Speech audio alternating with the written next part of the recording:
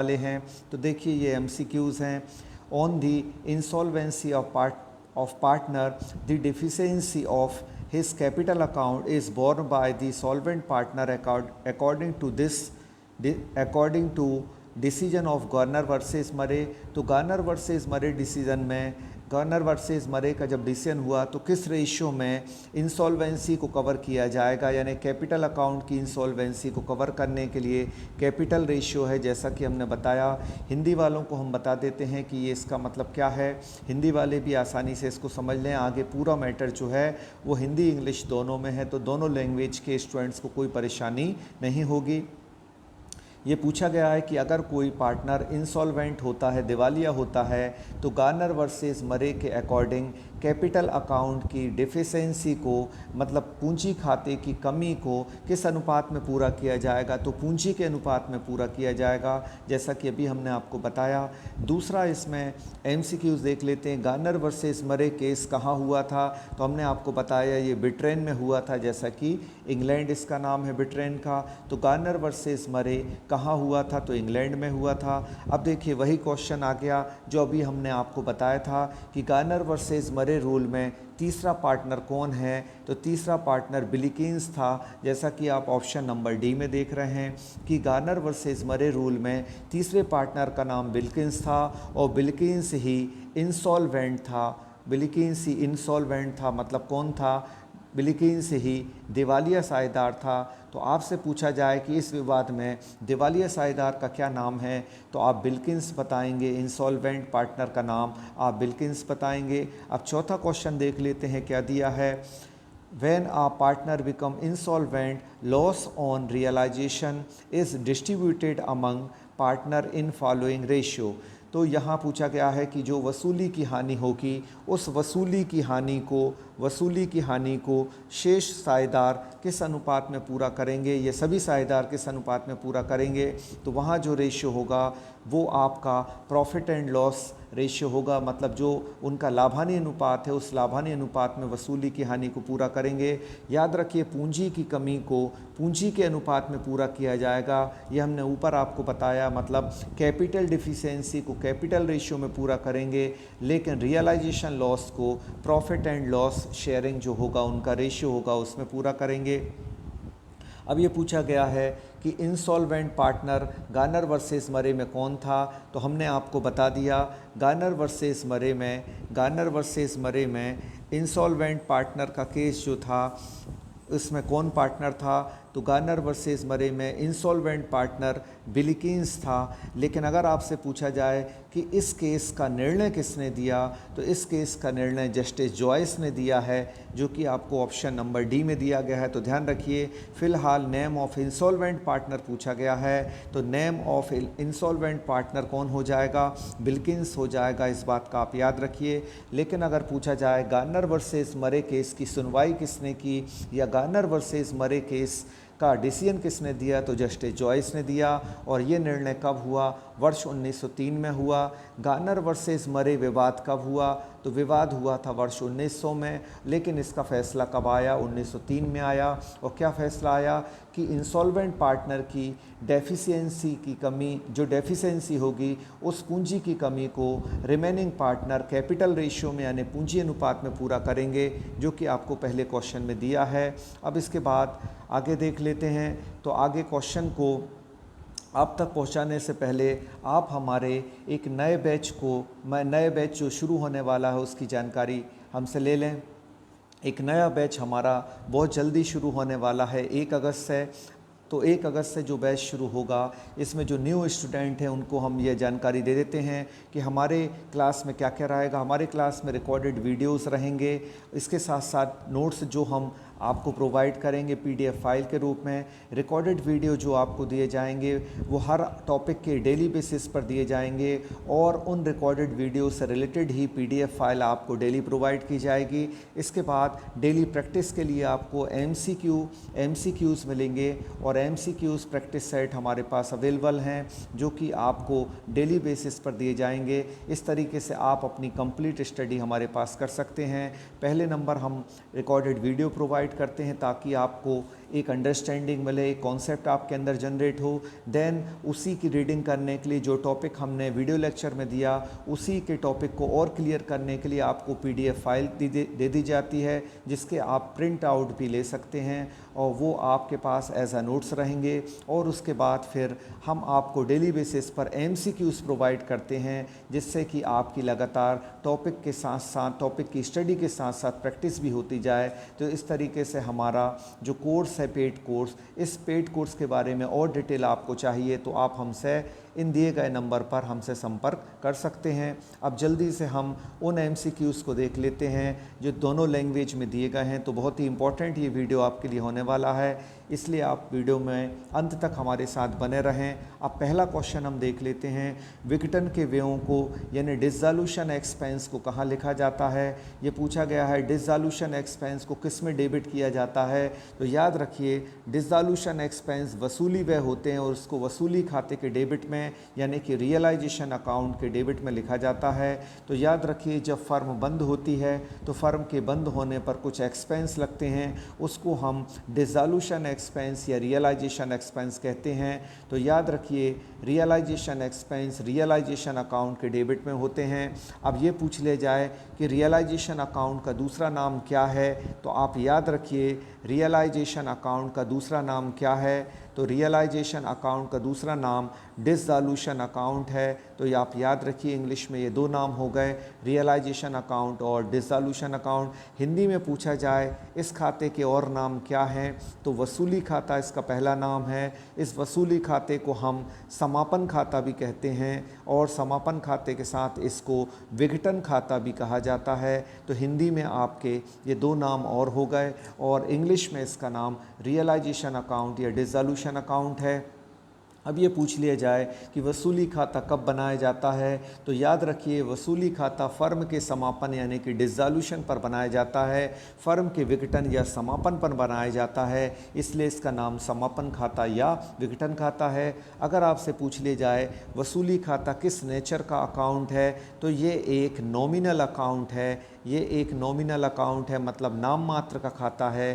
तो याद रखिए वसूली खाते से संबंधित हमने सूचनाएं आपको दे दी कि वसूली खाता नाम मात्र का खाता है और ये कब बनाया जाता है, ये फर्म के समापन पर या फर्म के विघटन पर बनने वाला खाता है। चलिए अब आगे और MCQs हम देख लेते हैं। तो पहले MCQs का आंसर क्या हो गया, B हो जाएगा वसूली खाता। इसके बाद दूसरा देख लेते हैं, वसूली खाते का लाभानी में हस्तांतरण किया जाता है।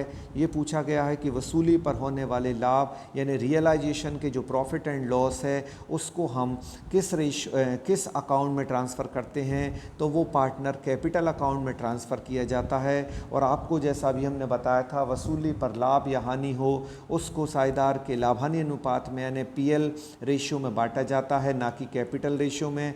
कैपिटल रेशियो में किसको बांटा जाता है, कैपिटल रेशियो में बांटा जाता है, कैपिटल की डेफिशिएंसी को बांटा जाता है, जैसा कि हमने अभी प्रीवियस आपको MCQs में बताया। अब देखिए तीसरा क्वेश्चन वही आ गया जिसकी जानकारी अभी हमने आपको दी थी कि रियलाइजेशन अकाउंट वसूली खाता क्या है। तो वसूली खाता एक नाम मात्र का खाता है, नॉमिनल अकाउंट है। तो रियलाइजेशन अकाउंट क्या है, एक नॉमिनल अकाउंट है। तो आपका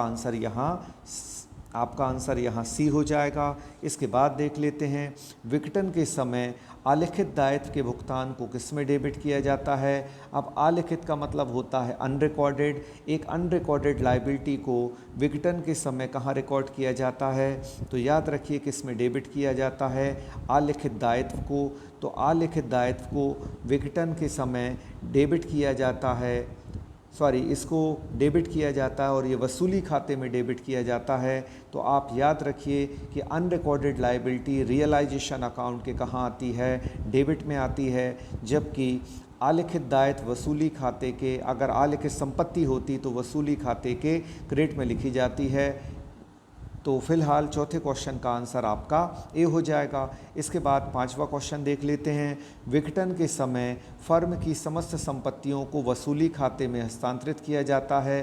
तो यहाँ दो ऑप्शन फिलहाल आपको दिखाई दे रहे हैं और आंसर इन्हीं में से है। आपका ए आंसर हो जाएगा पुस्तकीय मूल्य पर, मतलब बुक वैल्यू पर। रियलाइजेशन अकाउंट के डेबिट में जितनी भी असेट को लिखा जाता है वो बुक वैल्यू पर लिखा जाता है, मतलब पुस्तकीय मूल्य पर लिखा जाता है। इसके बाद आगे देख लेते हैं कि आगे इसके और क्या ऑप्शन दिए थे और वो ऑप्शन आपके कुछ काम के थे क्या। यहाँ लिखा है उचित मूल्य पर, जिससे कोई मतलब नहीं और उपरोक्त में से कोई नहीं। हमने जैसा कि आपको आंसर बता दिया कि रियलाइजेशन अकाउंट में असेट को किस वैल्यू पर लिखा जाता है, तो वो बुक वैल्यू हो गई, पुस्तकीय मूल्य पर। छठवां क्वेश्चन देख लेते हैं। फर्म के समापन के समय आलिखित संपत्ति को वसूली खाते में डेबिट किया जाता है। फर्म के समापन के समय मतलब on the dissolution of firm when an unrecorded asset is realised the debit is given to.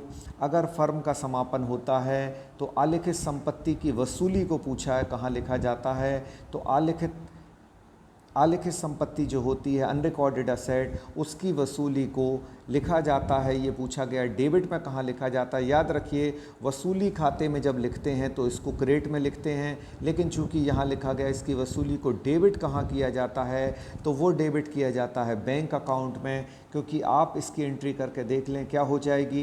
Entry unrecorded asset के रियलाइजेशन की होगी bank account debit to realisation account, यानी वो रियलाइजेशन के तो क्रेडिट में जाएगी लेकिन बैंक अकाउंट के कहाँ आएगी, डेबिट में। और हमसे डेबिट पूछा गया है तो आपका आंसर बैंक हो जाएगा। अगर पूछा जाता है इस क्वेश्चन में कि अलिखित संपत्ति की वसूली को कहाँ क्रेडिट किया जाएगा, तो फिर आपका आंसर वसूली खाता होता। तो ध्यान रखिए आप इसमें कि क्या पूछा गया, क्वेश्चन को अच्छे से पढ़ लें कि डेबिट में लिखने का पूछा गया है कि क्रेडिट में। अगर डेबिट पूछा गया होता इसमें जैसा कि पूछा गया है तो वो आता बैंक में, लेकिन क्रेडिट पूछा जाता तो इसका आंसर आपका वसूली खाता रियलाइजेशन अकाउंट होता।